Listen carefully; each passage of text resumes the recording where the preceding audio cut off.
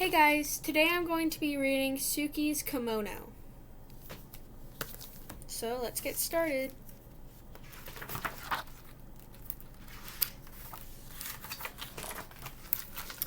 On the first day of school, Suki wanted to wear her kimono. Her sisters did not approve. "You can't wear that," said Mari. "People will think you're weird." "You can't wear that," said Yumi. "Everyone will laugh and no one will play with you. You need something new, Suki. You need something cool." Here is a picture.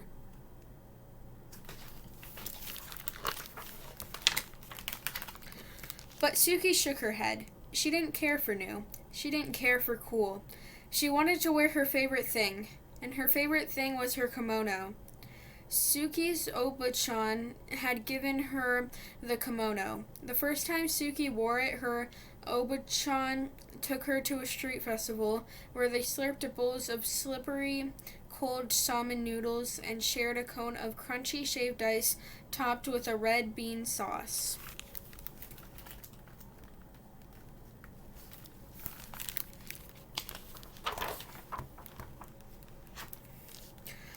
Under strings of paper lanterns, Suki joined her Oba-chan in a circle dance. She followed her and copied her movements, trying to be as light and as graceful. She watched the other women and children who danced, especially those who were dressed in cotton kimonos like her.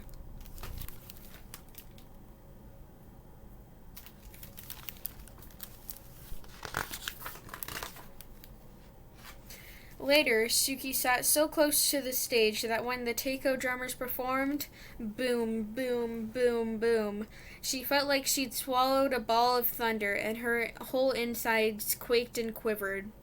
Before they left the festival, Suki and her Oba-chan stopped at a souvenir stand. There were many things to choose from, but her Oba-chan found the prettiest thing of all. A handkerchief of pale pink linen decorated with tiny maple leaves and cherry blossoms. When she gave it to Suki, she said, "This will help you remember our day."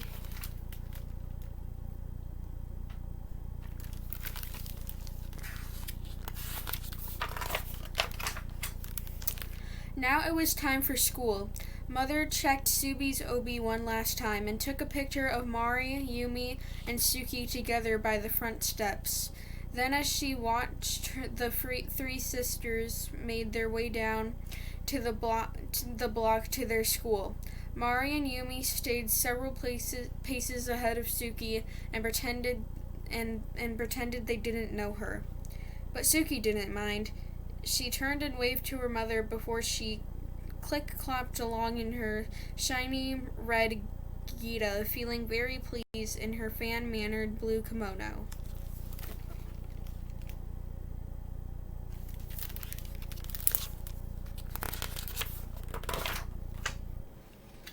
Once in a while, Suki would lift her arms and let the butterfly sleeves flutter in the breeze. It made her feel like she'd grown her own set of wings.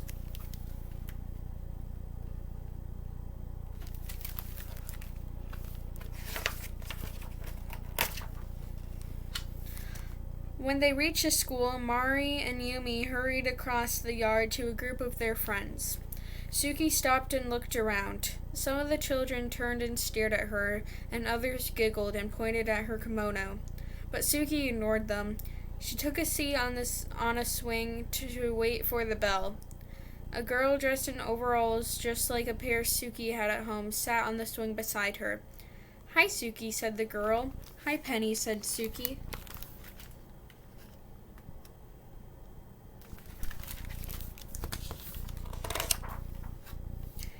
"How come you've dressed so funny?" Penny asked. "Where did you get those shoes?" Suki lifted her feet off the sand and wiggled her toes. "I'm not dressed funny," she said.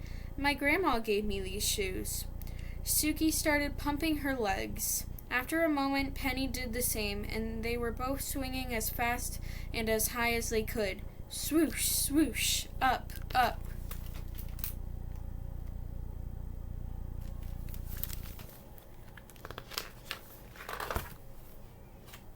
When the bell rang, Suki and Penny jumped off their swings and ran to the gym for the first day assembly. Once they were finally taken to their new classroom, Suki chose a desk near the window. Penny chose a desk next to Suki. As they waited for everyone to find a seat, two boys in front of Suki turned and snickered behind their hands. One of the boys reached over and snatched at Suki's sleeve. "Look at this," he said. "She's a bat."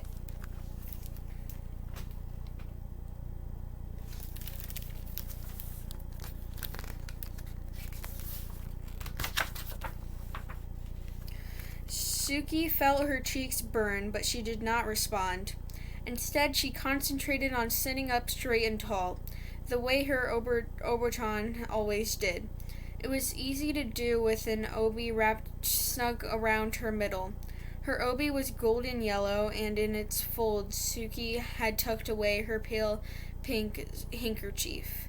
"Welcome to first grade," said the teacher. "My name is Mrs. Paggio." She smiled. "Let's introduce ourselves and tell everyone what we did this summer." When it was her turn to speak, Suki stood up and told the teacher her name. "Hello, Suki," said Miss Paggio. "What did you do this summer?" "My grandma visited us," she said, straightening her sleeves. "She brought me my kimono and my geta." Suki raised her foot to show the teacher her wooden clog.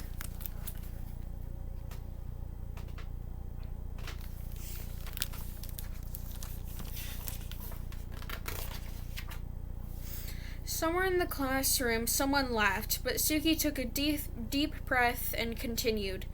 "The best thing was that she took me to a festival, and there were dancing girls dressed like me, and they danced like this." She took a few steps and swayed her arms sideways.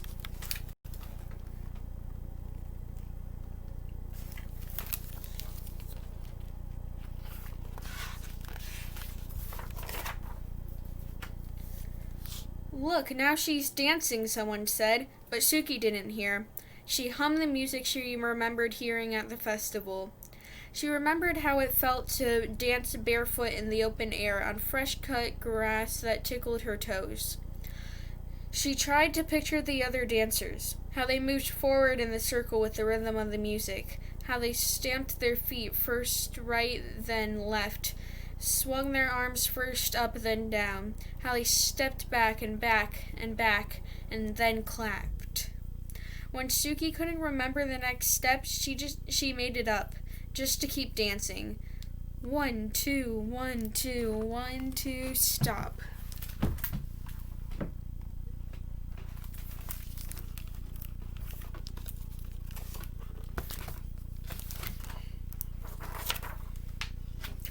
When she finished, the room seemed very quiet. Everyone was watching her. Suki sat down, wondering if she was in trouble.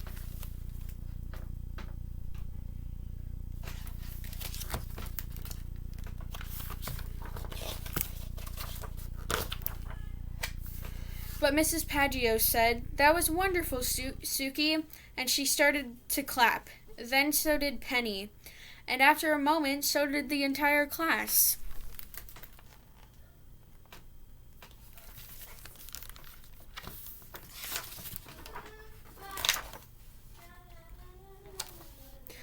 After school, as the three sisters walked home together, Mari and Yumi grumbled about their first day. "No one even noticed my new sweater," said Mari. "No one even noticed my cool shoes," said Yumi. But Suki just smiled. As she clip-clopped along behind them, Suki pulled out the pale pink handkerchief from her obi and held it up over her head to catch the wind.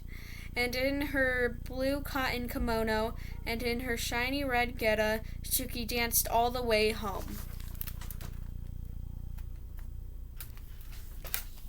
Alright, that's the last page of the book. Bye.